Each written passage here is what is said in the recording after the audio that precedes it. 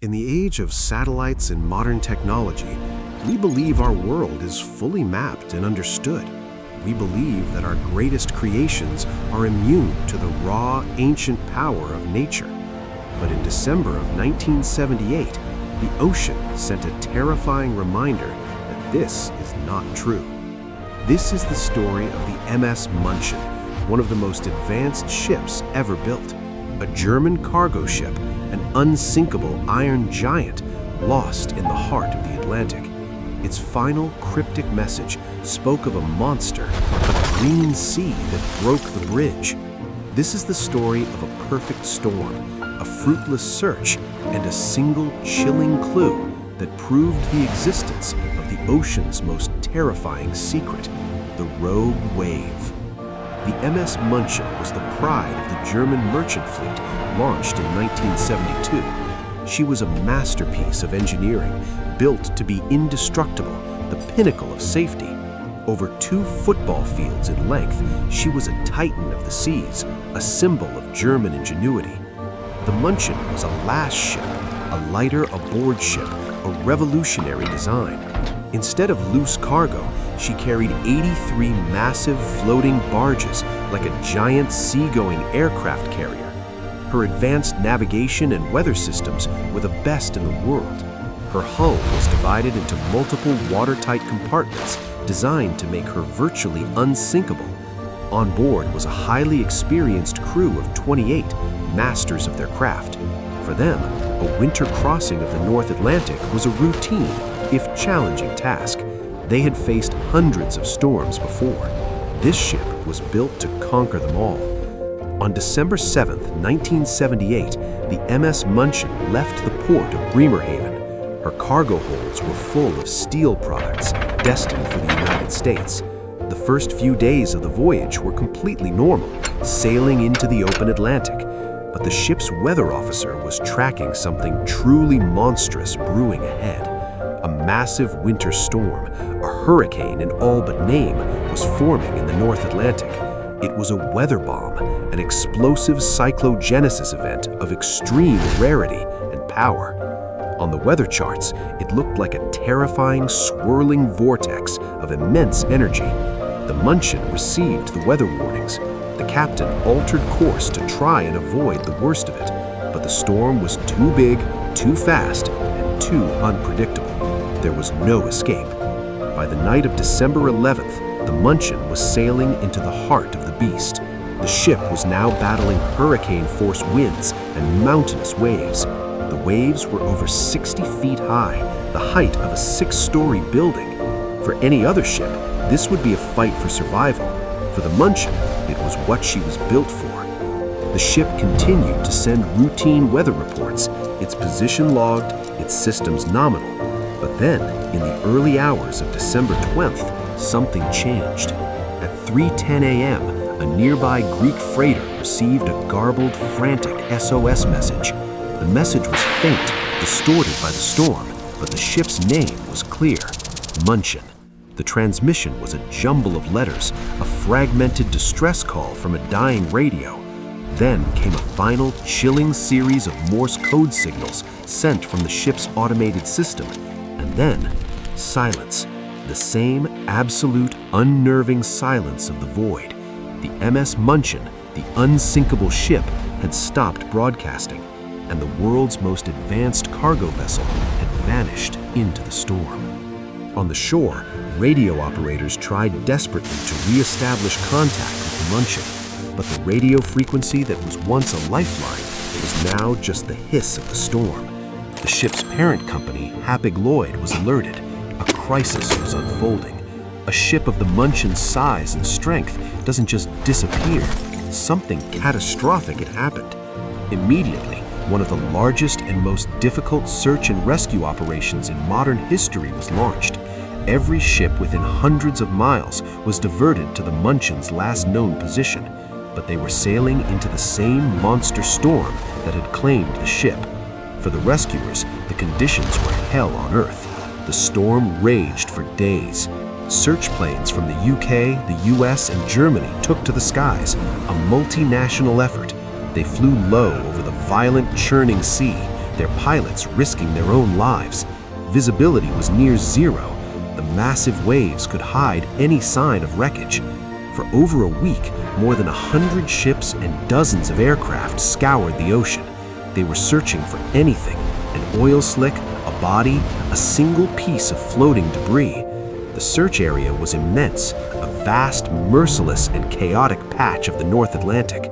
But the ocean gave up nothing. The ship had vanished as completely as a 19th century sailing vessel. The lack of a large debris field was the most baffling clue. It suggested a sudden, total loss.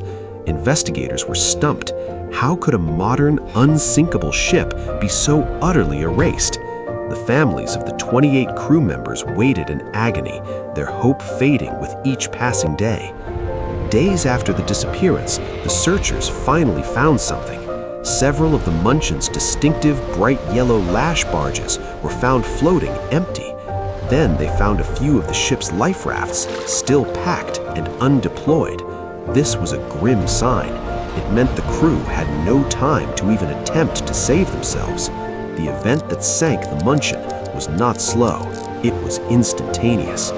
Investigators began to theorize, had there been a massive internal explosion, or had the ship suffered a catastrophic structural failure, breaking in two in the heavy seas? These theories were plausible, but they didn't explain everything. They didn't explain the last garbled message about a green sea breaking the bridge, and they didn't explain the final mind-boggling clue that was about to be discovered. A search ship recovered one of the Munchen's lifeboats. It was empty and badly damaged, but it was where this lifeboat was stored that changed the investigation forever. This specific boat was from the starboard or right side of the ship. It was stowed not on the deck, but in a protected position behind the ship's superstructure. And most importantly, it was located over 65 feet, 20 meters above the waterline. The lifeboat showed signs of an extreme, violent impact from above and side. Its steel davits, the arms that held it, were bent backwards like cheap plastic. Something had hit this lifeboat with force that was almost unimaginable. Something had torn it from its protected stowage 65 feet in the air. A normal 60-foot storm wave could not do this. It would break against the hull far below. Only one thing could explain this impossible damage, a force of nature long thought to be a myth, a monster of the deep, a vertical wall of water, the rogue wave. For centuries, sailors told tales of holes in the sea or walls of water that appeared from nowhere. Scientists dismissed these stories as maritime folklore, exaggerated tales of big storm waves. They believed that the physics of the ocean placed a limit on the maximum height of a wave. But in 1995, that all changed. An oil rig in the North Sea, the Draupner platform, equipped with laser wave measuring equipment, it recorded the impossible. In a sea of 40-foot waves, it was struck by a single vertical 85-foot monster. The rogue wave was real, and science finally had proof. Unlike normal waves, which are rolling hills of water, a rogue wave is a vertical wall. They are formed when several smaller waves combine their energy in a rare, perfect alignment. The result is a single freak wave 2 to 3 times taller than any other wave around it. A wave with enough force to snap a modern supertanker in half. The violent storm the Munchen faced was the perfect breeding ground for such a monster. Now, let's reconstruct the final terrifying moments of the MS Munchen. The ship is battling 60-foot waves, but it is holding its own, its powerful engines pushing through. Then, out of the darkness and the chaos of the storm, it appears, a rogue wave over 100 feet tall, a near vertical wall of black water. It is not a rolling wave, it is a moving cliff face, a force beyond the ship's design parameters. The first impact, the wave strikes the bow with the force of a battering ram. This green sea, solid water, not spray, smashes through the windows of the bridge. The impact destroys the ship's navigation and communication equipment. This is the source of the S.O.S. The ship is now crippled, blind and adrift in the storm. But the worst is yet to come. A second, even more powerful rogue wave strikes the ship broadside. This is the wave that delivers the killing blow. The immense wall of black water crashes down on the ship from above. It strikes the starboard lifeboat 65 feet in the air with unimaginable force, tearing it from its davits and leaving the impossible clue that would later be found. This second impact likely caused a catastrophic failure. The massive force may have buckled the hull or caused the huge cargo barges to break loose. A fatal breach occurs. Water begins to flood the unsinkable watertight compartments. The MS Munchen, her power gone, her bridge destroyed, begins her slow final descent. The crew, with no time and no functioning lifeboats, is lost to the storm. The ship sinks, leaving behind only a few stray barges and the battered, silent lifeboat. The evidence is clear. Only a rogue wave can explain the damage to that lifeboat. The loss of the MS München was the first time modern science took the threat seriously. Today, ships are designed to withstand these monsters, thanks to the lessons learned. The wreck of the MS München has never been found. It lies in its watery tomb miles below, a silent monument to the 28 men who were lost, and a chilling, permanent reminder to all who sail the seas that the ocean is a place of immense power and deep secrets, and that its greatest monsters are not myth, but terrifying reality.